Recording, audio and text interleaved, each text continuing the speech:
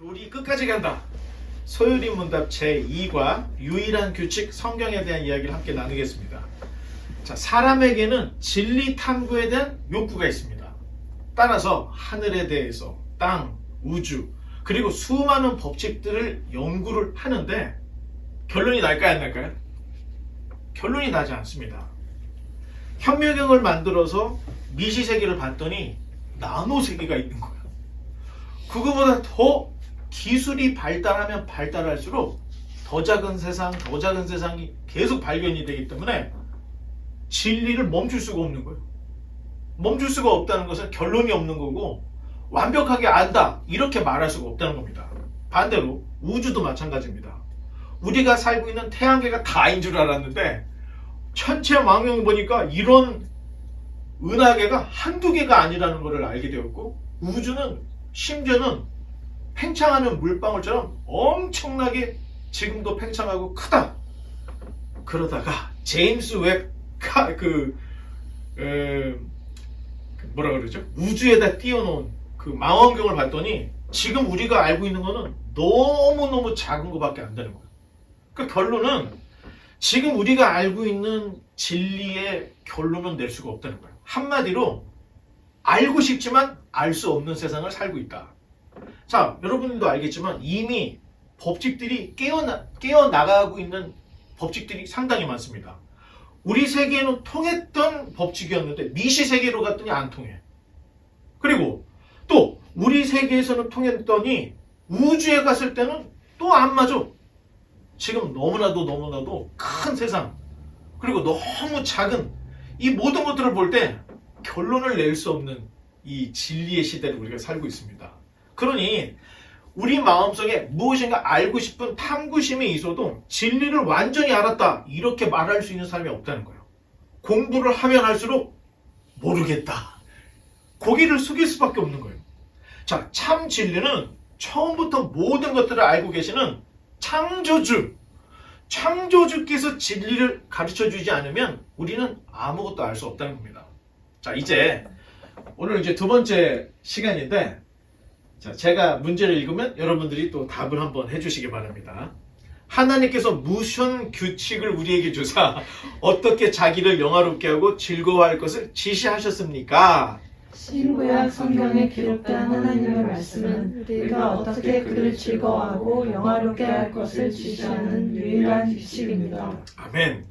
자, 이 말이 읽어도 잘 모르겠죠. 쉽게 얘기하면 신구약 성경은 유일한 규칙이다. 그렇게 생각하면 돼요. 중간에 있는 것은 지난 시간에 우리가 인생의 목적이 뭐라 그랬죠? 하나님을 영화롭게 하고 그로 인하여 즐거워하는 삶. 자, 그것이 어디에 기록된 거냐? 무슨 근거로 하나님을 영화롭게 하고 그로 인하여 즐거워하는 삶을 사는 거냐? 신구약 성경. 그것이 유일한 규칙이고 그 안에 인생의 목적이 기록되어 있다. 자, 이 얘기를 하려고 지금 두 번째 문제를 시작하는 겁니다. 자, 그렇다면 하나님이 자신을 드러내는 것을 하나님이 자기 자신을 드러내는 것을 뭐라고 할까요? 반짝? 하나님이 자기 자신을 드러내는 걸 뭐라고 할까요? 이게 바로 계시입니다. 계시. 하나님이 자기 자신을 드러내는 것, 그게 바로 계시라는 거예요. 그러면 하나님이 자기 자신을 드러내는 이 계시는 크게 두 가지로 나눌 수가 있습니다. 첫 번째는 다음 페이지죠. 예. 첫 번째는 자연 계시. 자, 아까 얘기했죠. 현미경이 발달해서 봤더니 더 작은 세상이 있다는 걸 알게 된 거예요. 그러면 현존하는 현미경보다 더 좋은 게 발견하면 더 작은 세상이 있을까요, 없을까요? 있죠. 자, 큰 세상 제임스 웹보다 성능이 한 200배 좋은 게 또 개발이 됐어. 그럼 어떻게 될까요? 우주에 대한 우리의 지식이 더 늘어날 뿐만 아니라 모르겠다. 계속 이렇게 될 수밖에 없는 거예요. 자, 그 얘기는 뭐냐면 자연 계시로는 하나님의 그 위대함이 드러날 뿐이지 자연 계시로는 하나님을 알 수가 없다는 겁니다. 자, 온 세상에 있는 이 모든 지식들 이거는 하나님의 능력의 작품이라는 거예요. 그러니까 그 경이로운 자연을 보면서 누군가가 이걸 만들었을까? 아니면 자연적으로 이것이 진화가 됐을까? 여러 가지 생각을 할 수 있습니다. 그렇게 우리가 그 광활한 이 자연을 보면서 우리 마음속에 딱 드는 게 이 자연보다 뛰어나신 분이 계시겠구나 하는 이런 생각을 가질 수가 있는데, 그런 의미에서 자연 계시라는 것은 하나님의 능력을 보여주는 정도는 된다는 겁니다. 그래서 자연 계시를 통해서 창조주 하나님을 알 수 있는 사람은 없어요. 그래서 두 번째로 주신 계시가 특별한 계시다. 하나님이 자기 자신이 누구인지를 명확하게 보여주기 위해서 주신 특별한 계시, 그게 바로 특별 계시입니다. 하나님의 존재를 명확하게 드러내는 계시, 그게 바로 성경이고 하나님의 말씀이고 특별한 계시라는 거예요. 자연 만물을 통해서는 우리가 무엇인가 위대한 존재가 있을 것 같다고 하는 불가지론적인 생각까지는 가질 수 있어요. 근데 그게 누구인지를 특정할 수가 없다는 거예요. 그래서 특별 계시를 하나님께서 주셨다는 겁니다. 자, 그래서 우리가 믿는 신앙, 이 기독교는 기록된 계시의 종교라고도 말할 수가 있습니다. 조금 더 부드럽게 얘기하면은 어찌 보면 기독교는 책의 종교입니다. 책의 종교. 그러니 여러분, 책 읽기가 싫어? 책 읽는 게 정말 죽기보다 싫어? 자, 이런 사람들은 좀 생각을 바꿔야 돼요. 오늘날은 성경을 오디오로 들을 수가 있어서 좋긴 하지만 오디오에도 한계가 있습니다. 때로는 눈으로 봐야 되고 때로는 책이 필요할 때가 있는 거예요. 그래서 한마디로 고대로부터 지금까지 기독교는 계시의 종교, 또 책의 종교다. 자, 이렇게 말해도 틀리지 않습니다. 하나님의 말씀은 절대 진리로서 문제가 없습니다. 하지만 하나님께서 주신 이 진리를 받아들이는 아담에게는 문제가 있었습니다. 이걸 하나님께서 주신 절대 진리라고 믿었으면 지금 이 세상에 이 타락이 올 수가 없었을 겁니다. 그런데 인간은 실험이라고 하는 이 시행착오의 방법으로 하나님의 말씀을 대했던 거예요. 자, 하나님이 선악과를 딱 주시면서 먹으면 어떻게 된다고 그랬죠? 정령 죽으리라고 했는데 진짜 죽는지 안 죽는지 궁금했던 거예요. 그래서 실험을 해본 거예요. 하나 다 먹긴 그러고 한 입 비워 먹어보고 어떻게 되나? 왜? 하와에게 다가갔던 사탄은 이거 먹으면 눈이 밝아져서 하나님처럼 된다고 했던 거예요. 자, 원래 하나님의 말씀이 하와를 통했을 때는 무엇인가 변형이 되는 모습을 볼 수가 있는데, 자, 하여튼 하나님의 진리의 말씀은 변함이 없고 틀림이 없지만 이거를 받아들일 때 우리의 이 자세와 우리의 방법에 문제로 인해서 문제가 야기될 수 있다는 거예요. 자, 아담의 범죄 이후 계시된 이 성경이 우리에게 받아들여질 때는 타락한 이성으로 도저히 하나님의 말씀을 순수하게 절대 진리로 받아들이지 못하는 이런 모습들이 있습니다. 그래서 1500년대 종교개혁이 있고 계몽주의가 시작되면서 과연 성경이 하나님의 말씀인가? 라고 하는 도전이 시작이 됐던 거예요.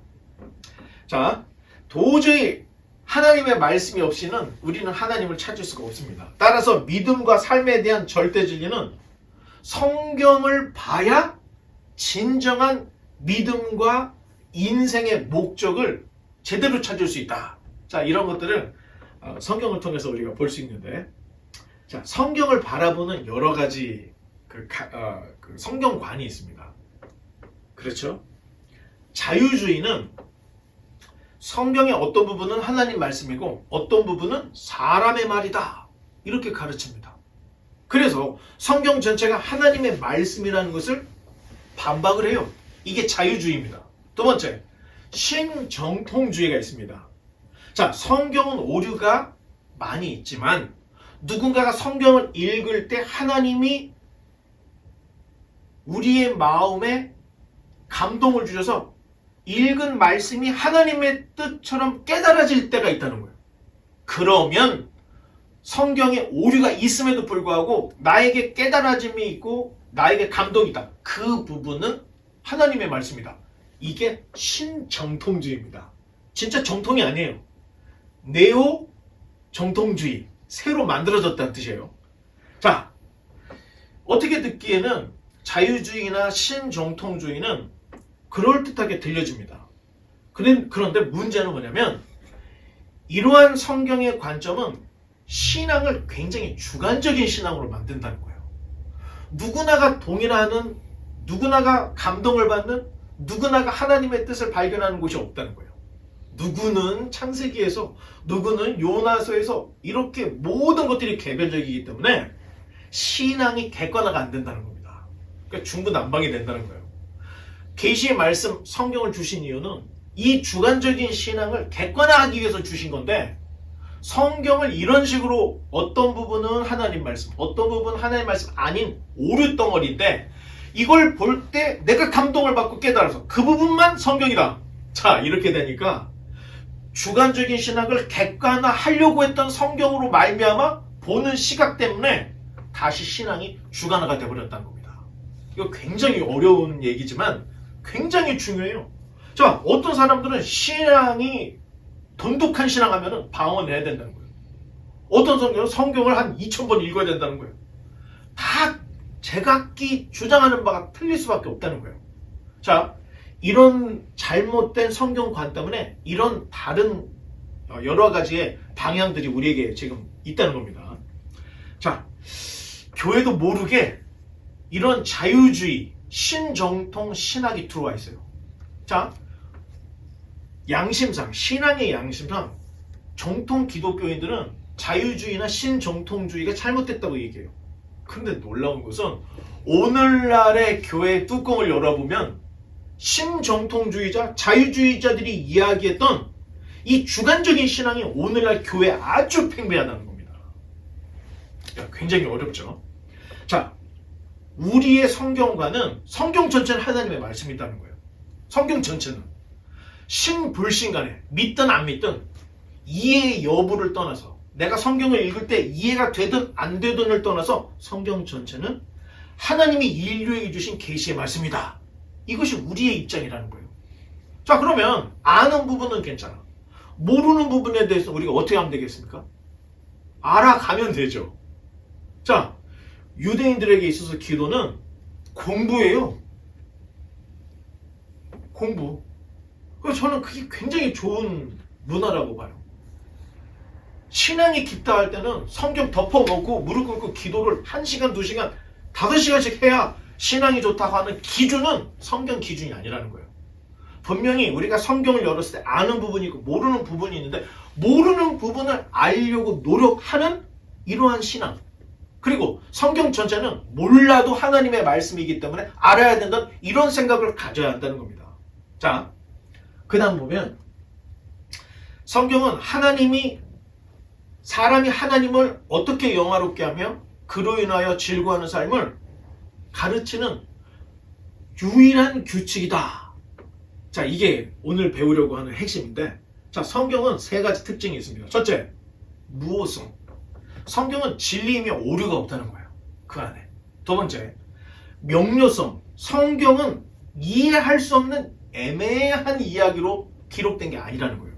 명료하게 누구나가 들어서 이해할 수 있도록 기록이 되어 있다는 겁니다. 세 번째, 충족성. 구원에 있어서 성경 말고 다른 게 필요하지 않을 정도로 그 충족성이 명확하다는 거예요. 이 3가지가 개혁주의, 정통주의, 우리가 가지고 있는 이 성경에 대한 견해입니다. 그런데 문제는 로마 캐톨릭에서는 그래, 구원을 위해서는 성경이 필요하지. 하지만 교회 전통도 필요해. 이게 로마 캐톨릭입니다. 또한 현대주의자들은 성경? 자, 하나님의 말씀이라고 치자. 이렇게 발전하는 과학들에 대해서는 어떻게 볼래? 그래서 과학의 발견도 필요하다. 이렇게 이야기합니다. 세 번째, 일부 기독교 안에서도 하나님의 뜻 그리고 구원을 이루기 위해서는 성경뿐만 아니라 하나 더 필요한 게 있는데 다른 계시의 통로가 필요하다. 몰몬교 같은 경우에는 성경 말고 몰몬경을 하나 더 가지고 있는 거예요. 자, 이렇게 무엇인가 하나가 더 있어야 된다. 자, 몰몬교뿐만 아닙니다. 개인적으로 한 사람 한 사람의 신앙을 검증해보면 이 사람은 성경뿐만 아니라 자기가 하나님과 대화하는 그 채널, 내가 꿈을 꾸는 거, 또 환상을 보는 거, 이런 것들이 하나님의 뜻을 알 수 있는 방법 중에 하나다고 이렇게 생각을 해서 신앙 유지에 있어서 성경만이 아니라 경험과 체험도 필요하다. 이렇게 생각하는 사람이 있다는 겁니다. 자, 이런 것들이 다 지금 성경을 잘못 보는 견해, 그리고 성경을 잘못 해석한 결과들이다. 자, 이렇게 볼 수가 있는데, 하나님께서 무오하고 명료하고 충족한 계시를 주었음에도 불구하고 전통, 과학, 다른 계시, 무엇인가가 더 필요하다고 할 때는, 그럼 그게 무엇인가? 더 필요할 때 그 더 필요한 게 무엇인가? 성경이 명확하게 우리에게 규정하기를, 그것은 세상에서 온 육신의 정욕, 안목의 정욕, 이생의 자랑이라고 요한 사도가 딱 얘기를 하는 거예요. 성경이 진리고 성경이 구원을 위한 완전한 명료하고 충족한 하나님의 말씀인데, 여기에 무엇인가 더 있다고 할 때는 여긴 사심이 들어가는 거라는 겁니다. 그래서 육신의 정욕, 안목의 정욕, 이생의 자랑이 하나가 더 들어가야 구원을 이룰 수 있다. 이게 다 잘못된 사상들이라는 겁니다. 네 번째, 자, 성경은 교리 위에 있습니다. 거꾸로 얘기하면 교리는 성경 아래에 있습니다. 이게 그림으로 명확하게 딱 보여주죠. 자, 교리는 일종의 신학적인 해석이기 때문에 권위에 있어서 교리와 성경은 같을 수가 없다는 거예요. 그래서 교리와 성경이 다른 이야기를 해야 할 때는 어디를 따라가면 되겠습니까? 성경을 따라가야 되는 거예요. 당연한 거예요. 그런데 성경과 교리가 같은 말을 하고 있을 때는 어떻게 되는 거예요? 교리는 성경을 이해하는 데 도움을 주고 있는 거라는 겁니다. 자, 그래서 오늘의 결론은 성경을 떠나서는 참된 진리에 다다를 수 없다. 누구도. 성경이야말로 유일한 규칙이기 때문에 인생의 목적, 신앙의 목적, 이 모든 것들은 유일한 규칙인 성경을 통해서만 깨달을 수 있다. 자, 성경은 무오하고 명료하고 충족성이 있습니다. 바라기는 성경을 통해 어떻게 하나님을 영화롭게 하며 그로 인하여 즐거워하는 삶을 살지를 정확하게 알고 좌로나 우로나 치우치지 않고 성경적 신앙의 고백으로 하나님께서 요구하시는 믿음의 길로만 나아갈 수 있는 저 여러분 되시기를 주님의 이름으로 간절히 축원합니다. 기도하겠습니다. 하나님 아버지 감사합니다. 오늘 두 번째, 하나님께서 주신 그 유일한 규칙이 무엇인가? 그것은 바로 성경이고, 성경에 우리가 섬겨야 될